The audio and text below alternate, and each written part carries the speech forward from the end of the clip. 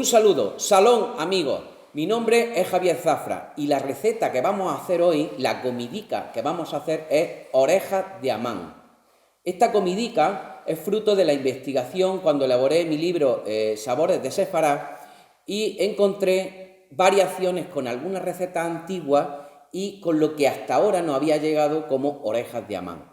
Las orejas de Amán, si picásemos en el Google hoy orejas de Amán, con H, sin H, con M, con 2M, decía Amán se escribe de muchas formas, pero si las picásemos no encontraríamos que la receta que nos sale son unos dulces triangulares rellenos de mermelada, en algunos casos de una especie de sirope con semilla de amapola. Bueno, esa es la receta sefardí, la que nos ha llegado hasta nuestros días, pero la receta originaria, primigenia de Sefará debió de ser de una forma totalmente diferente. La investigación que llevé a cabo, ya os digo, a raíz de la elaboración del libro Sabores de Sefará, me llevó a una serie de antiguos libros, uno de ellos del rabino, un gran libro con una magnífica receta, y el rabino Robert Sternberg hizo una recopilación y ahí tiene unas orejas de Amán, una receta de orejas de Amán totalmente diferente. Eso fue lo que me llevó a investigar tras la pista de esa receta extraña y a sacar lo que yo considero que es la verdadera receta sefardí originaria de Sefarad de las orejas de Amán. Las orejas de Amán, ya os digo que no es una receta solo por lo que dice el rabino Sternberg, no es solo eso, no es solo una receta de un dulce, sino que además está avalada por otras investigaciones de la receta andalusía, incluso de recetas cristianas que nos han llegado hasta nuestros días en la cocina tradicional de dulcería cristiana. Y además es muy curioso que tanto andalusíes como cristianos vienen a llamar de la misma forma a ese dulce, un dulce frito de masa frita. En el caso de los cristianos la llaman orejas de abad.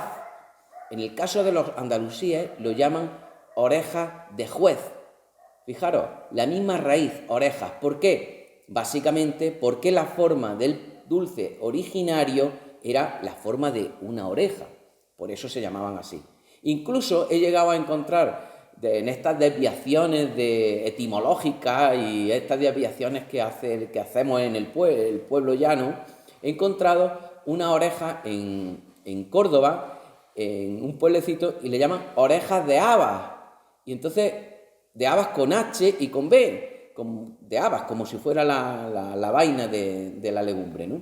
Y curiosamente, esa desviación de abad, de una abadía, el jefe de una abadía, ha acabado llamándose Abba. Entonces, si nos damos cuenta, las recetas van modificándose por simplemente porque son de tradición oral y se han ido modificando, y ahí pues le preguntaba si esas orejas de Abad llevaban harina de haba. Y no llevan harina de haba, es la misma receta que las orejas de Amán originales, ¿vale? Entonces ya vemos, está la oreja de Amán judía, la oreja de abad cristiana y la oreja de juez que se encuentra la receta escrita en el libro de Ibn Razin, en la Fudala de Ibn Razin, se encuentra esa descripción de esta receta. La variación con respecto a la oreja de Amán es que la oreja de juez andalusí va rellena. Digamos que a la oreja le ponen cerumen, y ese cerumen está hecho a base de nueces, miel, una especie de masa que se hace con otras orejas rotas, también se meten en ese relleno, y con ese relleno muy dulce se introducía dentro del dulce. Y esas son la variación andalusí. Con respecto a las cristianas, lo que nos ha llegado en el recetario tradicional español es los pestiños, que es muy parecido. Hay algunos pestiños de la zona de Málaga, de la zona de Antequera, que también tienen una similitud en la forma de hacer, parecen una oreja, si se doblan de diferentes formas. La clave de la receta está ahí. Bueno, ¿qué ocurrió? ¿Por qué los sefardíes acabaron llamándose a ese pastel triangular otomano, ¿por qué acabaron llamándolo orejas de Amán? Muy sencillo. Incluso hay una receta de un dulce típico askenazí que se llama Hamantashen. Hamantashe es el bolsillo, digamos la bolsa donde llevaba el dinero, Amán. Y entonces sí puede tener esa forma triangular. Yo creo que en algún momento, en los recetarios, la similitud que había, que llamaban al bolsillo de Amán con respecto a la oreja de Amán, hubo ahí una hibridación gastronómica, alguna familia mixta que se casaría con algún judío del norte de Europa. En algún momento ocurrió que esa receta acabó llamándose Tasha Amán, es decir, el bolsillo de Amán. Y de ahí, pues al final, pues por aquello de que era el mismo Amán, llevar a bolsillo, llevar a oreja, acaba siendo lo mismo. Bueno, es típico este dulce de Purín. En la fiesta de Purín, y ahora vamos a ver por qué es típico, en la fiesta de Purín lo que se conmemora dentro de la tradición del libro de Esther, de la reina Esther, lo que se conmemora es la liberación del pueblo judío que estaba en Persia, aproximadamente el siglo V antes de nuestra era. Había un rey, el rey Asuero Jerjes I, se cree que es Jerjes I, ese rey tenía un primer ministro que se llamaba Amán. Y este primer ministro polemizó con un judío pariente de la reina Esther y en esta polémica este primer ministro salió muy agraviado y entonces lo que dictaminó fue el exterminio del pueblo judío. Una excusa más para atacar al pueblo judío. Gracias a la intervención de la reina Esther, que pudo entrevistarse con el rey y le pidió la intercesión por los judíos y lo que iba a pasar, lo que estaba tramando Amán, Amán fue el que salió trasquilado en esta historia y cuenta la tradición que fue quitado de en medio, fue mandado que lo mataran y que le cortaran la oreja. Y esas son orejas que ha llegado pues, ese dulce. Está claro que el dulce se llama oreja de Amán no solo por la tradición del Purín, sino por esto. Esta es la clave del dulce. ¿Veis qué forma que parece una oreja? ¿Veis?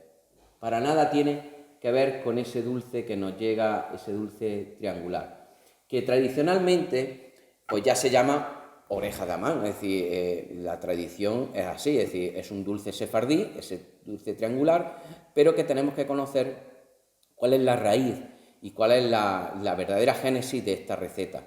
Y creo que es muy importante que el pueblo judío, que el pueblo sefardí, pues también tenga esta versión de, ya os digo, fruto de no solo de mi investigación, sino avalada por este libro del rabino Robert Stenberg. ¿De acuerdo? Bueno, los ingredientes de la receta son muy sencillos, es decir, y además esta receta tiene derivaciones. Es una receta que se hacía, todas las recetas básicamente de dulcería se hacían en comunidad, las mujeres se reunirían y harían una serie de, pues, sería su forma de divertirse y hacían esos preparativos después para toda la familia para festejar el Purín. Entonces, los niños estarían por allí, por las cocinas, por la casa, y una forma de entretenerlos era darle trocitos de masa y los niños se entretenían y hacían unas tiras tipo espagueti de esa masa que vamos a hacer, ¿vale? Y con esa masa que vamos a hacer, con ese residual, se hacía, después veremos cómo se hacía un dulce que se llamó el piñonate. Una vez más, la maestría de las cocineras sefardíes que se la apañaban con harina y huevos prácticamente, pues hicieron un dulce que llamaban piñonate, que no tiene ningún piñón, pero que el aspecto que tiene es muy curioso, ¿vale? Eso luego lo veremos. Siempre, ya sabemos, las cocineras sefardíes tenían esa maestría para coger un poco de harina, un huevo y un poco de aceite y hacer una maravilla de receta. Esta receta, ya os digo, tiene los ingredientes básicos que pueden tener los pestiños, que pueden tener estas orejas de Amán, de abad o de juez, son los mismos ingredientes y ahora os voy a decir. Harina, yo siempre digo harina blanca para diferenciarla de la harina integral. Esta harina blanca es la harina que se utiliza en las panaderías normalmente, de media panificación, de una fuerza media, ¿vale? Es una harina que traba bien. Las harinas que vienen ya con otro tipo de elaboraciones, que les meten levadura, etcétera, etcétera, no nos valen, porque ahora vamos a meter nosotros nuestra propia levadura, ¿vale?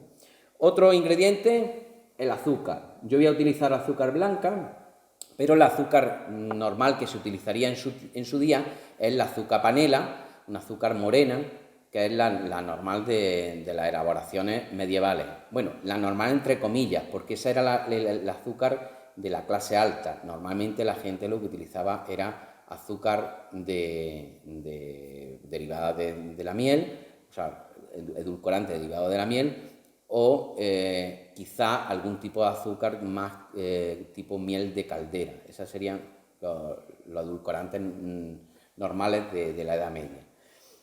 Otro ingrediente, por supuesto, sal, una pizca de sal generosa. Ya hemos dicho siempre que los dulces sefardíes tienen esa parte curiosa de ponerle un poco de sal, que no le altera el sabor, ni vale para potenciar las glándulas salivales ni nada de eso. Es una cuestión de una ofrenda que se hacía cuando se hacen masas que se van a hornear o se van a freír, una ofrenda hacia Dios, ¿no? Y por eso se pone ese poquito de sal. Ingredientes, un huevo, en este caso un huevo mediano.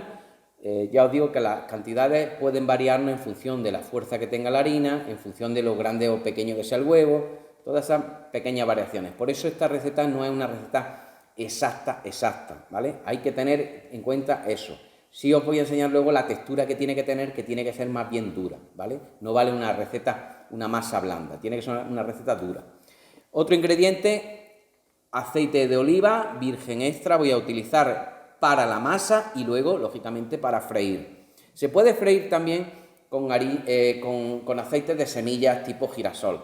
Funcionan bien, incluso a veces es deseable porque no le transmite tanto sabor al dulce y a la misma vez también ese aceite de girasol, por ejemplo, no tiene una temperatura, no alcanza una temperatura muy alta que sí le ocurre al aceite de oliva, con lo cual cuando ponemos masa, pues la fríe demasiado pronto y lo que puede hacer es que fría por fuera y que quede crudo por dentro. En el caso de ahora yo lo voy a hacer con una mezcla entre aceite de girasol y aceite de oliva. No tiene por qué ser para freír aceite de oliva virgen extra.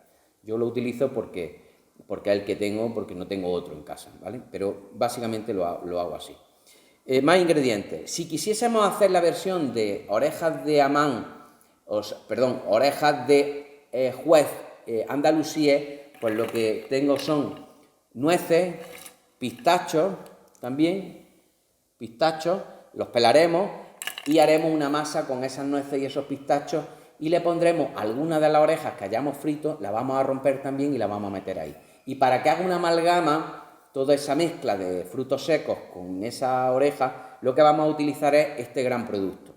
Este es el producto más maravilloso que nos regala la naturaleza como edulcorante para mí, que esto es un panal de abeja y está lleno de miel. Como se puede ver, la imagen está lleno de miel. La miel, que no es comercial, la miel es así, es como cristalina, está cristalizada. Esa es la miel no comercial, la que sale directamente del panal, cuando pasa un tiempo se cristaliza. Eso es normal. La miel es uno de esos grandes productos que acompañan a la cultura judía. Es de esas especias que regala Dios al hombre. De las 7, pues una de ellas sería la miel. Se hace constantemente en la Torá, en los 5 libros del Pentateuco, también se habla mucho de la miel. Hay un dicho, cuando se despiden los judíos uno de otros, le dicen camino de leche y miel, porque eso lo que hace, que refleja es que tengas prosperidad, que te vaya bien en la vida y que tengas prosperidad. Y la miel es un símbolo, uno de los grandes símbolos del pueblo judío en cuanto a un alimento y a la misma vez en cuanto a un regalo de Dios que le hace al pueblo de Israel. Curiosamente, la miel procede de los insectos, y los insectos ya sabéis que es un animal impuro para los judíos, es un animal que no se puede comer, que sí comen otras culturas. Por ejemplo, los andalusíes comen insectos. Hay algunas recetas de langostas tipo cigarrones que le llamamos en Andalucía. Bueno, los ingredientes de la receta, ahora estoy machacando un poco de anís, ¿ves? Semilla de anís, que le da muy buen sabor.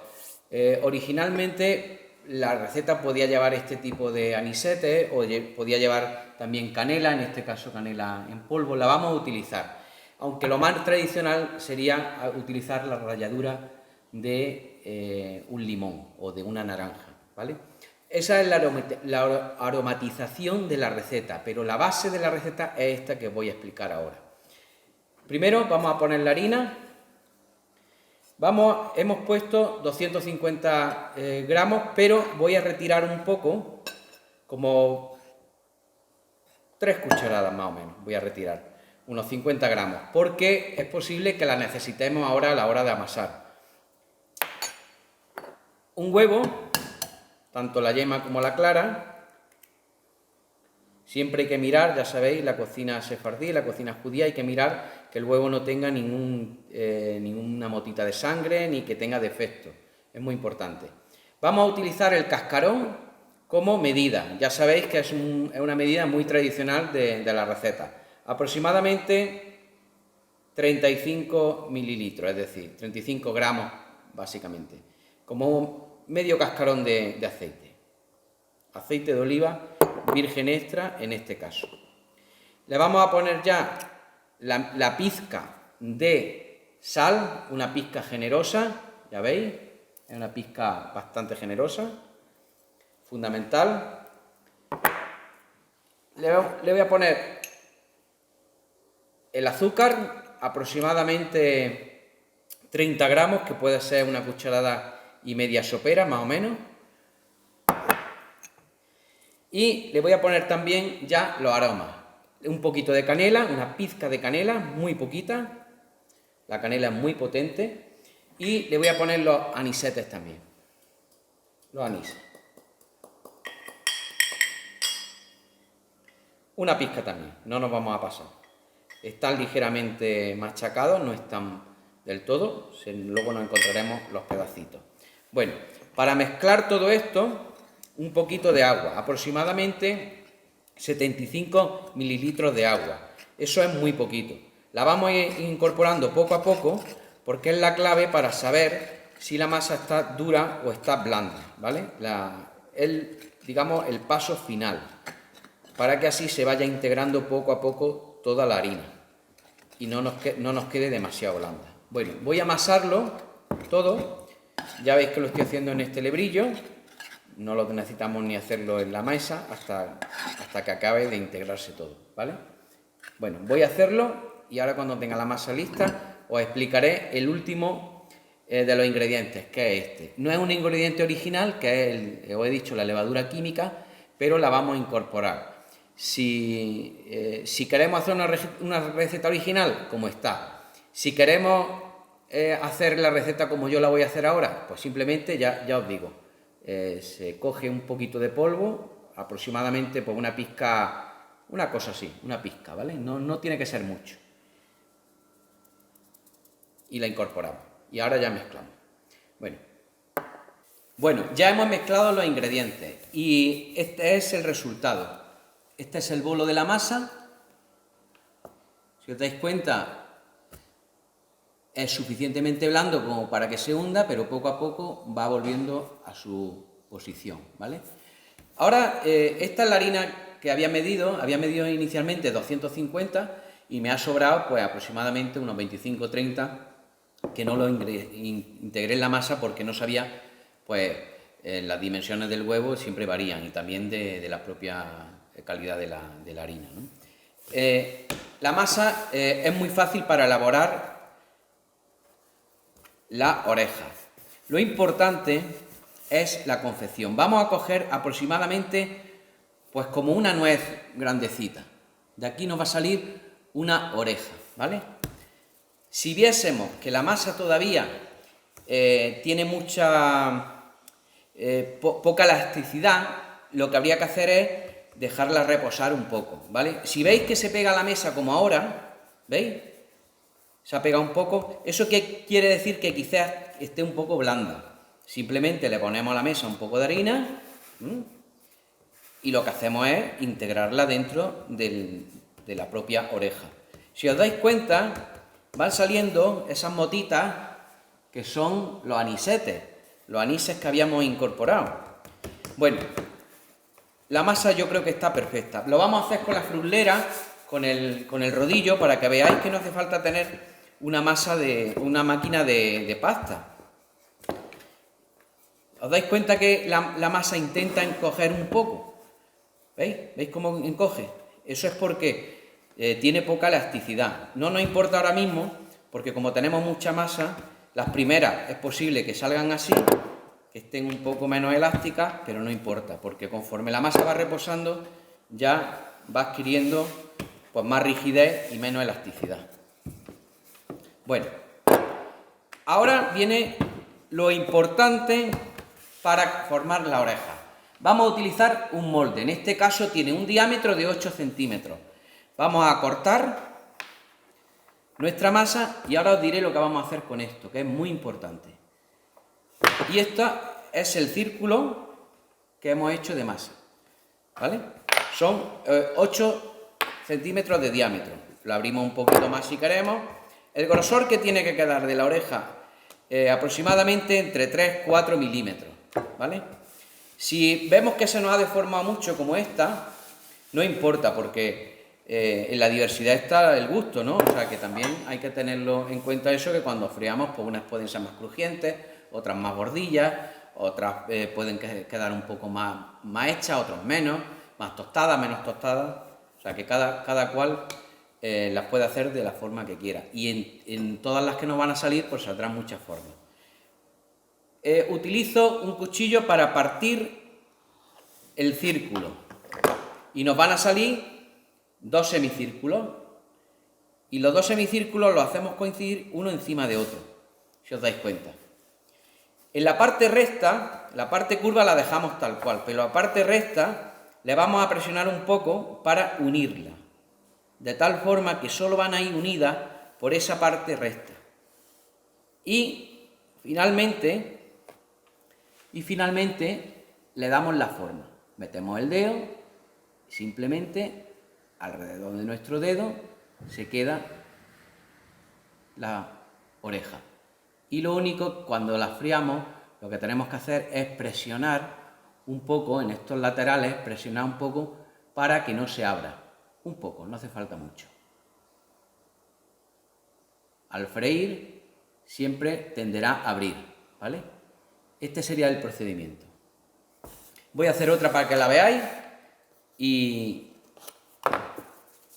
quede claro. Una nuez grandecita. A la mesa un poco de harina para que así quede la masa un poquito más dura y extendemos. Tiene que tener, ya os digo, la elasticidad cuanto menos mejor. Que haya desarrollado todo el gluten que necesita para hacer el pastel. El grueso del disco tiene que ser aproximadamente 3 milímetros.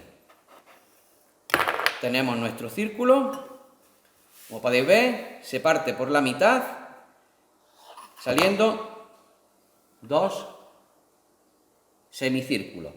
Los hacemos coincidir uno encima de otro y por la parte recta los unimos simplemente presionando un poco con el dedo.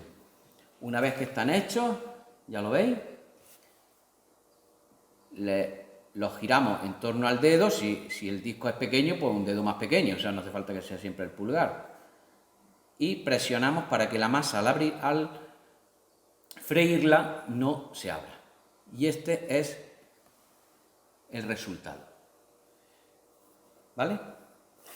Aquí tenemos 2. Bueno, ¿qué se hacía con estos sobrantes? Con estos sobrantes, lógicamente, se pueden volver a amasar y hacer otra oreja. Pero, ¿qué hacían las mujeres sefardíes? Muy hábiles. Como en la cocina normalmente estaban los niños y estaban las adolescentes también aprendiendo a cocinar, lo que se les daba era trozos de masa de esta. para que se fuesen entreteniendo, para que fuesen cogiendo también habilidad con las manos. Y entonces les daban, y estos churros que formaban, finos, lo que hacían con ellos, ya siempre he dicho que la maestría, mira, se ha roto porque ya tiene poca elasticidad, no importa, porque tiene que ser muy fino, muy fino. En esa maestría que os digo de las mujeres sefardíes, en general, cómo trabajaban las masas, crearon pues una variedad, dentro de una variante, con estos churros de masa, ¿lo veis? Los freían. Y se hacía un postre, se hacía un dulce que se llama piñonate. ¿Qué ocurría? Se freía en aceite de oliva, igual que la oreja, y salía esto que os voy a enseñar. Después de freírla, este es el resultado. Estos churros, como veis, estos churros pequeños y finos, tostados, que no son duros. Cuando se parten, no son duros, son ciertamente algo esponjosos. ¿Veis? Esponjoso me refiero a que están por dentro, están no una masa compacta, sino con unos pocos alveolos. Con espagueti, con estos churrillos, lo que se hacía era, se calentaba miel, se calentaba un almíbar de azúcar, caramelo y miel. Y calientes se cogían estos churros, se partían en trozos pequeños, trozos aproximadamente de, pues así, 2-3 centímetros, se partían, se le ponía la miel y el caramelo y se hacían un compacto, se hacían como una especie de turrón. Y después, una vez caliente, se cortaban en trozos. Y esos son los piñonates. Es un dulce que nos ha quedado en el recetario tradicional español. En la zona también de Cádiz hay algunos piñonates, en la zona de Córdoba, Granada también. Y ese piñonate, ese dulce, es, digamos, una variante de la misma receta de las orejas de Amán. Las orejas de Amán, simple y llanamente, ya os digo, una vez que están formadas, se fríen. Y este es el resultado. Este es el resultado de la oreja. Como veis, en el hueco que queda, en ese hueco, algunas ya os digo que tienen una forma perfecta. Esta tiene una forma perfecta de oreja. En este hueco que queda, si quisiéramos hacer la versión andalusí, pues podríamos rellenarlo de miel, de trozos de nuez, de pistacho, de almendras. Se podrían rellenar una especie de mazapán que recuerda a los trabados sefardíes. Los trabados sefardíes son unos dulces tipo borecas, tipo empanadillas triangulares y que tienen ese relleno. Es el mismo relleno que las orejas de juez andalusíes. Y si quisiéramos hacer esa versión, pues simplemente rellenarlo. Bueno, amigos, espero que os haya gustado la receta. Ya os digo, es una receta muy típica del mundo judío. Las orejas de Amán han sido pues uno de los dulces más reproducidos en todas las comunidades judías.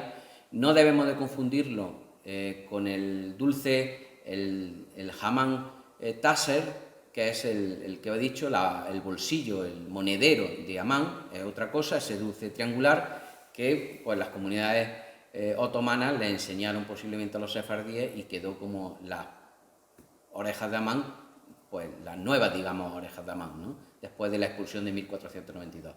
Así que os dejo la receta y hacerla y rellenarla porque es una receta muy bonita y realmente está sabrosa. Se puede terminar napándolas con miel aromatizada, simplemente calentamos miel con agua de azahar o agua de rosa y después se pueden sumergir o en un almíbar, da igual, para que sean mucho más dulces.